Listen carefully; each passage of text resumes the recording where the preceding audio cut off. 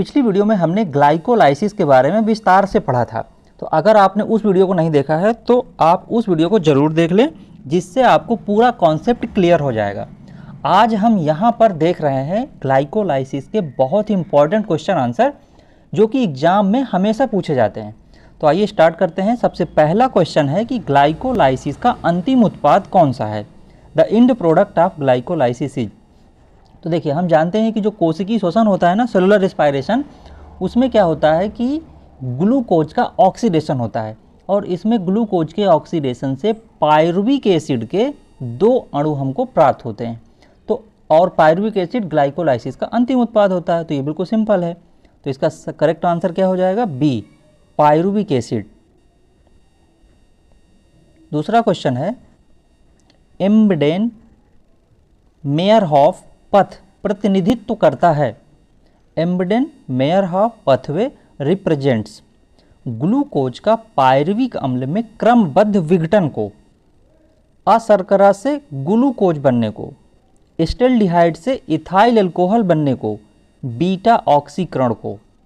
तो इसका जो है सही आंसर क्या होगा? देखिए, हमें पता है कि जो ग्लाइकोलाइसिस होता है ना, उसी को कहते हैं एम्बडेन मेयरहॉफ पथवे। क्यों कहते हैं?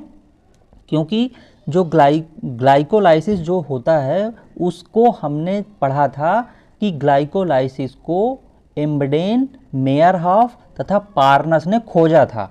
तो इसलिए ग्लाइकोलाइसिस को ही ईएमपी पाथवे भी कहते हैं। मतलब ये जो वैज्ञानिकों ने खोजा था ना, साइंटिस्टों ने, इसी के नाम पे इसको एम्बडेन मेयरहॉफ पाथवे भी कहते हैं। तो अब ये पूछ क्या रहा है? देखिए, पूछ रहा है कि एम्बडेन मेयरहॉफ पथ प्रतिनिधित्व करता है किसका? ग्लूकोज का पायरुविक अम्ल में क्रमबद्ध विघटन को, यानी कि stepwise degradation of glucose to pyruvic acid. ठीक है, ये क्या है? ग्लाइकोलाइसिस है। तो वही तो पूछ रहा है कि एम्बडेन मेयरहॉफ पथ प्रतिनिधित्व करता है। तो हमें पता है कि एम्बडेन मेयरहॉफ पथ क्या होता है? ग्लाइकोलाइसिस होता है। और हमें पता है कि ग्लाइकोलाइसिस में ग्लूकोज का पायरुविक अम्ल में जो ब्रेक डाउन होता है वही होता है। तो इसका जो है ए ऑप्शन करेक्ट हो जाएगा। अगला क्वेश्चन है, एक अणु ग्लूकोज की ग्लाइकोलाइसिस में कितने अणु ऑक्सीजन की आवश्यकता होगी? तो हमें पता है कि ग्लाइकोलाइसिस जो क्रिया होती है ना, उसमें ऑक्सीजन की आवश्यकता नहीं होती है। तो कह रहा है कितने अणु ऑक्सीजन की आवश्यकता होगी? तो इसमें होगा 0, क्योंकि उसमें ऑक्सीजन की आवश्यकता ही नहीं होती है। तो इसका सही आंसर होगा ए। नेक्स्ट क्वेश्चन है, ये बहुत इंपॉर्टेंट है। देखिए, कह रहा है कि श्वसन की जो कड़ी है लिंक अभिक्रिया में होता है। Link reaction in respiration involves. कह रहा है कि क्या होता है? पायरुविक अम्ल का बनना, एसिटिल कोएंजाइम ए का बनना, सक्सीनिक अम्ल का बनना, या फिर आइसोसाइट्रिक अम्ल का बनना। तो देखिए, इसको थोड़ा समझ लीजिए। क्या होता है कि जो ग्लाइकोलाइसिस अभिक्रिया होती है ना, उसके अंत में क्या बनता है? हमें पता है कि पायरुविक एसिड बनता है। ठीक है, पायरुविक एसिड बन गया। अब जो ये पायरुविक एसिड का जब ऑक्सीडेशन होता है ना, तो जो क्रेब्स चक्र होता है, ठीक है, हमें पता है कि जो ग्लाइकोलाइसिस की क्रिया होती है वो माइटोकॉन्ड्रिया के बाहर होती है, साइटोप्लाज्म में होती है, साइटोसोल में होती है। अब जब ये पायरुविक एसिड बन जाता है, तब यह एसिटिल कोएंजाइम ए का निर्माण करता है। लास्ट में जब ये पायरुविक एसिड बन जाता है ना, तब ये एसिटिल कोएंजाइम ए का निर्माण करता है, और यही एसिटिल कोएंजाइम ए फिर ये जो क्रेब्स चक्र है, फिर इसमें ये प्रवेश करता है। ठीक है, तो एसिटिल कोएंजाइम ए का बनना लिंक अभिक्रिया कहलाती है, क्योंकि यह ग्लाइकोलाइसिस को क्रेब्स चक्र से जोड़ती है। तो यहाँ पर इसका करेक्ट आंसर क्या हो जाएगा? इसका करेक्ट आंसर हो जाएगा एसिटिल कोएंजाइम ए का बनना। श्वसन की लिंक अभिक्रिया में एसिटिल कोएंजाइम ए का बनना है। नेक्स्ट क्वेश्चन है, पौधों में श्वसन क्रिया के दौरान ग्लूकोज का पूर्ण ऑक्सीडेशन और कार्बन डाइऑक्साइड एवं जल का बनना कह रहा है कि निम्न क्रियाओं के द्वारा होता है। ग्लाइकोलाइसिस, क्रेब्स चक्र, इलेक्ट्रॉन ट्रांसपोर्ट सिस्टम, या फिर कह रहा है उपर्युक्त सभी। तो देखिए, पौधों में जो होता है, जो श्वसन होती है ना, श्वसन क्रिया के दौरान ग्लूकोज का पूर्ण ऑक्सीडेशन होता है और कार्बन डाइऑक्साइड एवं जल बनता है। तो इसमें ये सभी क्रियाएं सम्मिलित होती हैं। ठीक है, ग्लाइकोलाइसिस भी, क्रेब्स चक्र भी, इलेक्ट्रॉन ट्रांसपोर्ट सिस्टम भी। तो इसका सही आंसर क्या हो जाएगा? उपर्युक्त सभी। डी आंसर, डी जो है ऑप्शन इसका सही हो जाएगा।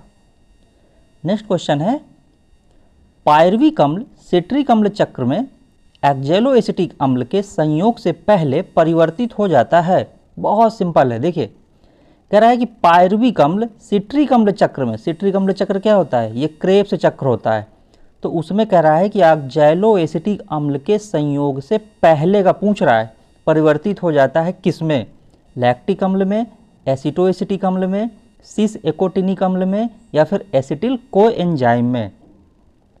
तो यहाँ पर देखिए हमने अभी पढ़ा है और हम जानते हैं कि क्रेब्स चक्र में क्या होता है, जो क्रेब्स चक्र होती है उसमें क्या होता है कि एसिटिल कोएंजाइम ए जो है प्रवेश करता है, जहाँ पर ये क्रेब्स चक्र में ऑक्जेलो एसिटिक अम्ल से संयोग करके सिट्रिक अम्ल बनाता है।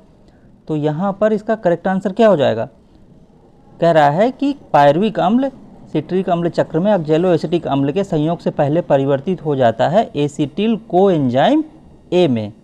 ठीक है, एसिटिल कोएंजाइम ए में परिवर्तित हो जाता है, जहाँ पर यह ऑक्जेलो एसिटिक अम्ल से संयोग करके फिर सिट्रिक अम्ल बनाता है। नेक्स्ट क्वेश्चन है, निम्नलिखित में से कह रहा है कौन सा माइटोकॉन्ड्रिया के अंदर होता है। बहुत सरल क्वेश्चन है। तो हमें पता है कि जो माइटोकॉन्ड्रिया के अंदर होता है वो क्या होता है, क्रेब्स चक्र होता है। तो यहाँ पर क्रेब्स चक्र कहाँ पर है, ये है ट्राई कार्बोक्सिलिक एसिड चक्र को ही क्या कहते हैं, क्रेब्स चक्र कहते हैं। और ये जो क्रेब्स चक्र होता है वो माइटोकॉन्ड्रिया के कहाँ होता है, माइटोकॉन्ड्रिया के अंदर मैट्रिक्स में होता है। ठीक है, तो यहाँ पर इसका करेक्ट आंसर हो जाएगा सी। नेक्स्ट क्वेश्चन है, निम्नलिखित में से कौन सा एंजाइम फ्रक्टोज 6 फास्फेट से फ्रक्टोज 1,6 डाइफॉस्फेट परिवर्तन में शामिल है। तो देखिए जब हमने ग्लाइकोलाइसिस की क्लास ली थी उसमें हमने बहुत डिटेल में पढ़ा था, क्या पढ़ा था कि ग्लाइकोलाइसिस में फ्रक्टोज 6 फास्फेट जो होता है ना, फ्रक्टोज 6 फास्फेट का ये जो एक अणु है एटीपी के एक अणु से अभिक्रिया करके फ्रक्टोज 1,6 डाइफॉस्फेट और एडीपी का निर्माण करता है। तो इसमें क्या होता है, फास्फोहेक्सोकाइनेज, ये जो एंजाइम्स होता है ना ये शामिल होता है। तो यही तो पूछ रहा है कि कौन सा एंजाइम। ठीक है, तो ये वाला करेक्ट आंसर हो जाएगा कि फास्फोहेक्सोकाइनेज एंजाइम शामिल होता है इसमें। नेक्स्ट क्वेश्चन है, वसा का कार्बोहाइड्रेट में कह रहा है कि रूपांतरण, ठीक है, conversion of fat to carbohydrate is termed as, वसा का कार्बोहाइड्रेट में कह रहा है रूपांतरण कहा जाता है कौन सा, हेक्सोज मोनोफॉस्फेट शंट, ग्लाइकोलेट चक्र, ग्लाइऑक्सिलेट चक्र, या फिर ग्लिसरॉल चक्र। देखिए ग्लाइकोलाइसिस का यहाँ पर अभी नहीं है, क्या पूछ रहा है, वसा का कार्बोहाइड्रेट। हाँ, ग्लाइऑक्सिलेट जो चक्र होता है वो पौधों में फैट कैटाबोलिज्म का एक प्रमुख मेटाबॉलिक पथवे है, और इसके अंतर्गत जो फैट होती है ना, इसके अंतर्गत जो फैट है उसका क्या होता है, सुक्रोज में रूपांतरण होता है। तो इस क्रिया में ग्लाइऑक्सीसोम नामक जो प्लांट ऑर्गेनल्स होते हैं वो सहायक होता है, और यह एक विशेष प्रकार का पैराक्सीसोम होता है। तो यहाँ पर इसका करेक्ट आंसर क्या हो जाएगा, ग्लाइऑक्सिलेट चक्र। नेक्स्ट क्वेश्चन है, ग्लूकोज, यानी कि कह रहा है कि ग्लाइकोलाइसिस एक ग्लूकोज से 2 पायरुविक अम्ल की प्रक्रिया में कह रहा है कि एटीपी का शुद्ध लाभ पूछ रहा है, the net gain of ATP in the process of glycolysis. ठीक है, देखिए इसमें हमने ग्लाइकोलाइसिस की जो वीडियो क्लास ली थी उसमें सबसे पहले इसमें हमने जो बेनिफिट बताया था लास्ट में, वो क्या बताया था कि 4 एटीपी जनरेट होते हैं। उस वीडियो को ज़रूर देख लीजिएगा और ये कॉन्सेप्ट आपका क्लियर हो जाएगा।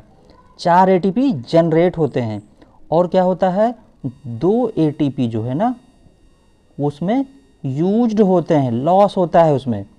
तो टोटल कितना हो गया, 4 में 2 एटीपी चले गए, तो 2 एटीपी का शुद्ध लाभ होता है। ठीक है, तो यहाँ पर यही तो पूछ रहा है कि कितने एटीपी का शुद्ध लाभ होता है, तो 2 एटीपी का शुद्ध लाभ होता है, यानी कि डी ऑप्शन इसका करेक्ट हो जाएगा।